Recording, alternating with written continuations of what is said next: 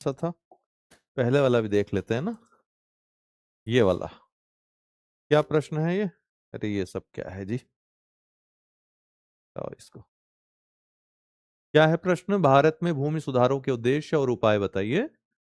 आर्थिक मानदंडों के आधार पर भूमि स्वामित्व पर भूमि सीमा नीति को एक प्रभावी सुधार कैसे माना जा सकता है, इस पर चर्चा कीजिए। आप मौका मत दीजिए भाई एग्जामिनर को कि आपका नंबर काटे। खास करके पहले ही पैरा में आप ऐसी गलती कर दोगे, उसको लगेगा कि आपने आगे भी ये गलतियां की होंगी। जैसे आपने यहाँ कुछ लिखा है, मैं लिखा है तो यहाँ पर अनुस्वार नहीं लगाया है। बहुत कॉमन मिस्टेक है जो पकड़ ही जाती है, पकड़ में आ ही जाती है एग्जामिनर के। तो ये सब मत करिए, आपके बेमतलब नंबर कटेंगे। दूसरी बात ये है कि बैलेंस बना करके आपको आंसर करना है, ठीक है? वो हम देख लेते हैं आपने बैलेंस बनाया है कि नहीं बनाया है। स्पष्ट लिखने का प्रयास करिए, प्रेजेंटेशन आपका अच्छा होना चाहिए।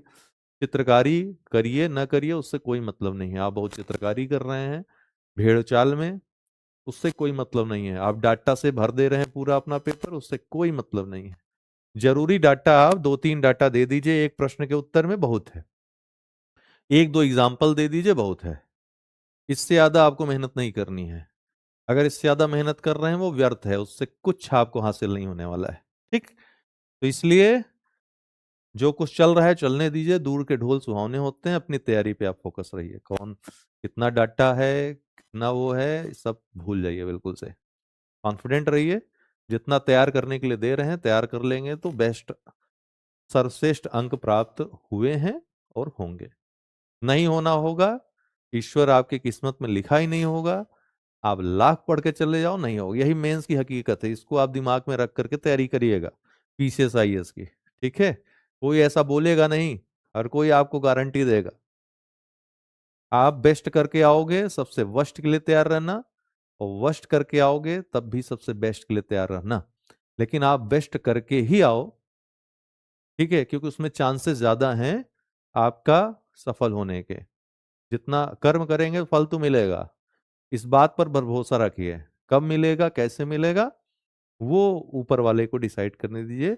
विश्वास करिए, ईश्वर होता है ना? आजकल वो चल रहा है, डज गॉड एग्जिस्ट? भगवान को समझने के लिए आपको पहले साइंस को समझना होगा, विज्ञान को समझना होगा।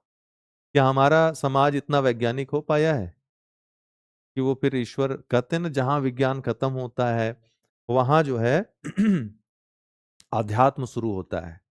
कभी इस बात पे डिस्कस करेंगे हम, बहुत डीप डिस्कशन करेंगे। तो जहां विज्ञान खत्म होता है, आपने विज्ञान शुरू भी नहीं किया है, तो विज्ञान को खत्म कर लीजिए, फिर ईश्वर पर बात करिए, उससे उसके अस्तित्व पे बात करिए। होता क्या है, लोग अपनी थिंकिंग, जो कुछ उन्होंने समाज से, जो कुछ फालतू की किताबों से पढ़ा है, देखा है, उसी अनुसार ईश्वर को वो सीमित अवस्था में देखते हैं। ईश्वर असीमित है, वो किसी और डायमेंशन में है, हम किसी और डायमेंशन में हैं। हमको वो दिखाई नहीं दे रहा है, वो लेकिन हमें देख रहा है। जब विज्ञान के एकदम किनारे पर आप खड़े होंगे कि सब कुछ, सारे विज्ञान के प्रश्नों के उत्तर मिल चुके हैं, तब जाकर के ईश्वर के बारे में सवाल करेंगे, तब जवाब मिलना थोड़ा बहुत हो सकता है शुरू हो, इसकी भी संभावना है। तो फिलहाल हम उस टॉपिक पे कभी फिर चर्चा करेंगे, किसी और चैनल पे चर्चा कर लेंगे। यहाँ पर इसी बात पे हम कायम रहते हैं। तो आप कुल मिलाकर के कर्म करिए, मेहनत करिए और अच्छे फल की उम्मीद करिए। यही आपके हाथ में है, कर्म करना। फल के बारे में जितना कम सोचेंगे, बिल्कुल ना सोचिए, ऐसा संभव नहीं है। जितना कम सोचेंगे उतना ही प्रसन्न रहेंगे। ठीक? उतना ही अच्छे से आपका काम हो पाएगा। अब यहां पर देखते हैं, देखिए 2 पोर्शन है इसके, आपको जो लोग नए भी हैं वो भी देख लें। बहुत आसान है मुख्य परीक्षा, अगर आप स्ट्रक्चरिंग समझ गए और उस पर काम कर लिया, ठीक है, तो बहुत आसान है। अगर आप डाटा के पीछे, कंटेंट के पीछे भागते रहे, मटेरियल इकट्ठा करने में लगे रहे, एग्जाम दर एग्जाम यही होता रहेगा, कुछ कर नहीं पाएंगे। स्ट्रक्चरिंग समझिए। इस प्रश्न के 2 भाग समझ में आ रहे हैं। पहला भाग है भारत में भूमि सुधारों के उद्देश्य और उपाय बताइए, तो पहला भाग तो ये हो गया। ठीक? दूसरा भाग है आर्थिक मानदंडों जब आप ये लिखोगे तो यहाँ पर बिंदी होगी, क्यों होगी, बहुवचन है। के आधार पर भूमि स्वामित्व पर भूमि सीमा नीति को एक प्रभावी सुधार कैसे माना जा सकता है, दूसरा ये पोर्शन हो गया। ठीक है, दो पोर्शन है और दोनों को आपको संतुलन बना के रखना है। पहले पोर्शन को अगर 10 लाइन दे रहे हैं तो दूसरे पोर्शन को भी आप 10 लाइन दोगे, 10-12 मतलब इतना ही रहेगा, डिफरेंस ऐसा नहीं रहेगा। पहले पोर्शन को आपने 10 दिया, दूसरे को 4 लाइन में निपटा दिया। दोनों में बैलेंस बना के रखना है। ठीक, तो पहली बात तो ये ध्यान देनी है। दूसरी बात, यहाँ पे क्या है, भूमिका में आप भूमि सुधार के बारे में बात हो रही है, तो भूमि सुधार का परिचय देते हुए 2-3-4 लाइन में उसको समाप्त करोगे। भूमिका को बहुत ज्यादा आपको लपेटना नहीं है। तो भूमिका में भूमि सुधार के बारे में बता दीजिए, फिर आगे बढ़िए। ठीक, और दूसरा भाग होगा आपका भूमि सुधारों के उद्देश्य और उपाय। तो पूरी एक हेडिंग बनेगी, पहला भाग का ए करके बनाइएगा कि भूमि सुधारों के उद्देश्य और उपाय। फिर पहली सब हेडिंग डालेंगे इसमें, फर्स्ट क्या, भूमि सुधारों के उद्देश्य। ठीक, दूसरी सब हेडिंग क्या बनेगी, इसको पॉइंट वाइज लिखिए या फिर पैरा में लिखिए, जैसा भी आप बेस्ट तरीके से, अब सर्वश्रेष्ठ तरीके से लिख सकते हैं वैसा लिखिए। ज्यादा श्रेयस्कर होता है पॉइंट में लिखना, उससे चीजें स्पष्ट रहती हैं, एग्जामिनर को ज्यादा मेहनत नहीं करनी पड़ती, इसलिए ज्यादा आपको नंबर देता है। लेकिन ऐसा नहीं कि पैरा में आप चीजों को लिखेंगे तो नंबर नहीं मिलेगा, पैरा में लिखने वालों को भी नंबर मिलता है, लेकिन पैरा को लंबा नहीं करना है। 2 से 3 लाइन में पैरा या 4 लाइन में पैरा को आपको लिखना है, फिर पैरा चेंज कर लीजिए। ठीक, अगर पैरा में लिखना चाहते हैं। ठीक, तो ये पॉइंट वाइज लिखिए, बुलेट पॉइंट्स में लिख सकते हैं। ठीक, तो जैसे भी आप प्रेजेंट करना चाहें, मान लीजिए 5 पॉइंट में इसको कर रहे हैं उद्देश्य को। फिर दूसरा क्या होगा, भूमि सुधारों के उपाय। उपाय वाले में भी 5 पॉइंट, जितना आपने इसमें दिया 5 से 6 उतना ही आप इसमें देंगे, 5 से 6 पॉइंट्स दिया आपने। हर पॉइंट्स के साथ उसको अथेंटिकेट करने के लिए एग्जाम्पल 1-2, ऐसा नहीं कि हर पॉइंट को आपको अथेंटिकेट करना है, एग्जाम्पल और डाटा से भर देना है, नहीं। 2-3 एग्जाम्पल दे दिया बहुत है, 5 पॉइंट दिया तो 1-2 का एग्जाम्पल दे दिया या डाटा दे दिया, या एक में एग्जाम्पल दे दिया, 2 में डाटा दे दिया, या 2 में डाटा दे दिया, एक में एग्जाम्पल दे दिया। इस तरीके से अथेंटिकेट भी करना है कि आप जो कुछ लिख रहे हो वो अथेंटिकेट भी होती जा रही है। जैसे आपने भूमि सुधारों संबंधित मान लीजिए भूमि जोतों का आकार बताया, तो किस सर्वेक्षण किस रिपोर्ट में इस भूमि जोतों का आकार ऐसा बताया गया है कि घट रहा है कि बढ़ रहा है, जो भी है आप उसको अथेंटिकेट करिए उसे। ठीक है, कुल मिलाकर के तो ये 10 लाइन आपकी हुई, मान लीजिए पहला वाला जो आपका पोर्शन है। दूसरा भाग जो है, अब 10 लाइन के आसपास, 10 से 12 लाइन, 9 से 12 लाइन में आपको, या 8 से 12 लाइन में इसको लिखना है, 2 कम या 2 ज्यादा हो सकता है, तभी संतुलित होगा आपका उत्तर। तो दूसरा वाला भाग जो है पूरा बनाइए कि आर्थिक मानदंडों के आधार पर भूमि स्वामित्व पर भूमि सीमा नीति को एक प्रभावी सुधार कैसे माना जा सकता है, पूरी हेडिंग बनाइए इसको। और इनको भी, ये जो पहले पोर्शन में कुल 10 लाइन 12 लाइन थी, इसी के बराबर लिखने का प्रयास करिएगा। ऐसा ना हो कि ये 10 पॉइंट आपने लिखा है, अगर यहाँ पे कितना पॉइंट लिखा है देखते हैं, गिन लेते हैं। हम स्ट्रक्चरिंग की केवल आपसे बात कर रहे हैं अभी, आंसर की गुणवत्ता पे बात नहीं कर रहे हैं अभी, स्ट्रक्चरिंग पे बात कर रहे हैं। बहुत सारे लोग स्ट्रक्चरिंग पूछ रहे थे, तो मैंने कहा कि हम चर्चा कर देते हैं। यहाँ पे आपने पहला वाला मान लीजिए डाला, भारत में भूमि सुधारों के उद्देश्य। ठीक है, तो यहाँ 1 डाल रहे हैं, फिर 1-2-3, ऐसा ना करिए, यहाँ पर ए डाल दीजिए, या फिर जो भी है पी डाल दीजिए, PQR में लिखिए, फिर इसके अंदर 1-2-3-4 इस तरह से, तब अच्छा लगेगा देखने में। तो यहाँ पर आपने 5 पॉइंट्स दिए हैं।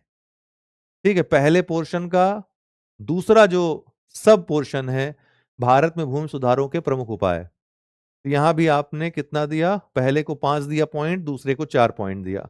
ठीक है, बैलेंस्ड है, कुल 9 पॉइंट हुए पहले भाग में। अब दूसरा जो भाग है आपके उत्तर का, आर्थिक मानदंडों के आधार पर भूमि स्वामित्व, ये 2-2 बार भूमि स्वामित्व हो गया है, इस तरह की गलतियां ना करें। ठीक है, गोला मत चलवाइएगा मिला करके। भूमि स्वामित्व पर भूमि सीमा नीति एक प्रभावी सुधार क्यों। ठीक, तो इसको क ख ग में आपने लिखा, सही है। आ, कितने पॉइंट, 1-2-3-4-5। अब देखिए यहाँ 5 पॉइंट्स आपने दिए हैं, दूसरे प्रश्न का जो दूसरा प्रमुख भाग है उसको आपने 5 पॉइंट दिए। पहले भाग को आपने 10 पॉइंट दिए, बैलेंस हुआ कि नहीं? नहीं हुआ। तो संतुलित बनाइए और पॉइंट्स ऐड करिए इसमें, ठीक है। तो ये संतुलन आपके दिमाग में रहना चाहिए शुरू से ही, इसी पर आपको मेहनत करनी है मुख्यतः। और यहाँ पे आपने ऐसे भूमिका लिख दी है। अब आते हैं गुणवत्ता पर आपके प्रश्न के। यहाँ भूमिका ये इस तरह से हेडिंग फेडिंग नहीं लिखनी है भूमिका की, ठीक। यहाँ से शुरू करिए। भूमि सुधार से तात्पर्य भूमि के स्वामित्व, किराएदारी, पट्टे और प्रबंधन की मौजूदा व्यवस्था को बदलने के उद्देश्य से किए गए संस्थागत उपायों से है। भारत की स्वतंत्रता के बाद कृषि संरचना के सामंती शोषणकारी स्वरूप को समाप्त करने के लिए भूमि सुधार लागू किए गए थे, ठीक है। भूमिका आपकी सही है, सटीक है, ठीक, भूमिका सटीक है, कोई दिक्कत नहीं है। डाटा के साथ भी आप दे सकते हो, इतना भी, ये भी सही है, कोई दिक्कत नहीं। उद्देश्य दिखा रहा है भूमि सुधार का क्या है और कब लागू किया गया, दोनों। फिर यहां पे आपको गैप थोड़ा देना है, प्रेजेंटेशन पे ध्यान दीजिए।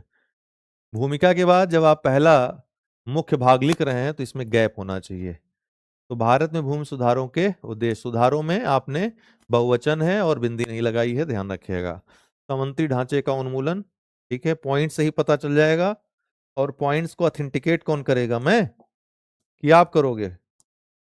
आपको करना है ना, ऑथेंटिकेट करिए। थोड़ा सा एग्जाम्पल एग्जाम्पल एक दो ऐड करिए, ज्यादा नहीं है, एक दो बहुत है। ये 500 10,000 जो डाटा घूम रहा है उसके चक्कर मत पड़िए, फेंक दीजिए उसको। जितना डाटा दिया गया है आपको उतना पर्याप्त है, ठीक।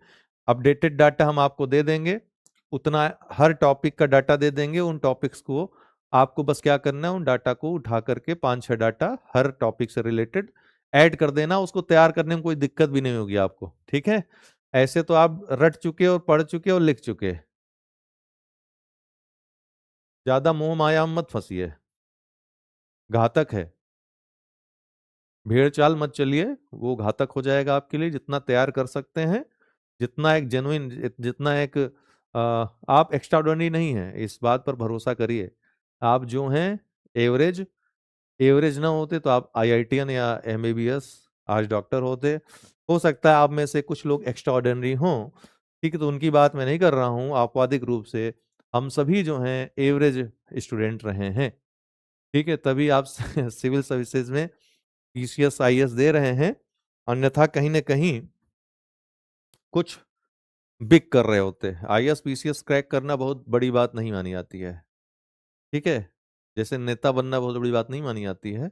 हाँ, वहां पे जाकर आप कैसा काम कर रहे हो वो आपको बड़ा जरूर बनाता है। तो ये जो है एक एवरेज छात्र के लिए होता है, मतलब इन सब चीजों की तैयारी एक एवरेज छात्र कर कर सकता है और बन भी सकता है, आईएएस और पीसीएस बन सकता है, ठीक। वो आपकी मेहनत डिपेंड करता है। तो सारी चीजें आपकी मेहनत पर आ जाती हैं। तो मेहनत आपको सही दिशा में करना है, गलत दिशा में नहीं करना है। कुल मिला के ये कहना है, आपको डीमोटिवेट नहीं कर रहा हूँ, आपको समझा रहा हूँ कि अभी समय जितना है उतने में आप जितना कर सकते हैं, जितना कहते हैं पौरुख कितना है, उसी अनुसार हम आपको बता रहे हैं, ठीक।